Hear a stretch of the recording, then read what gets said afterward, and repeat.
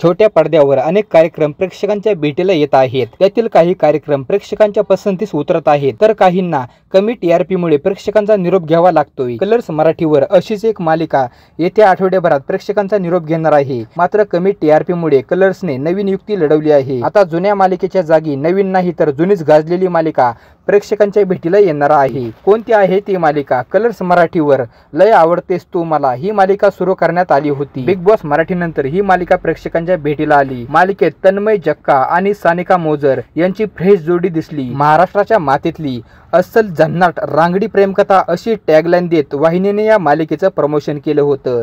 मात्र सूत्रांनी दिलेल्या माहितीनुसार लय आवडतेस तू मला ही मालिका अवघ्या 7 महिन्यात ऑफ एअर होणार आहे।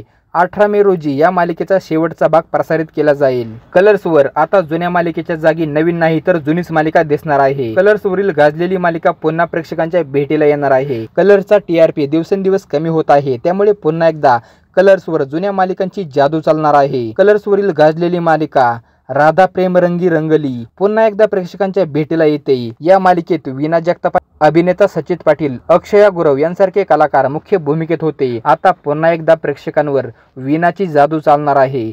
19 मे पासून रात्री 10 वाजता प्रसारित होणार आहे। मालिकेचा प्रोमो पाहून नेटकरी खुश झाले। कलरच्या या निर्णयाचं प्रेक्षकांनी स्वागत केले। आता या मालिकेसोबतच आणखीही काही मालिका सुरू करण्याची मागणी प्रेक्षक करताना दिसत आहेत। तर मित्रमैत्रिणींनो, तुम्ही राधा प्रेम रंगी रंगिली ही मालिका पाहण्यासाठी उत्सुक आहात की नाहीत? मला कमेंट करून नक्की कळवा आणि व्हिडिओ आवडल्यास व्हिडिओला लाईक आणि चॅनलला सबस्क्राईब करायला बिलकुल पण विसरू नका।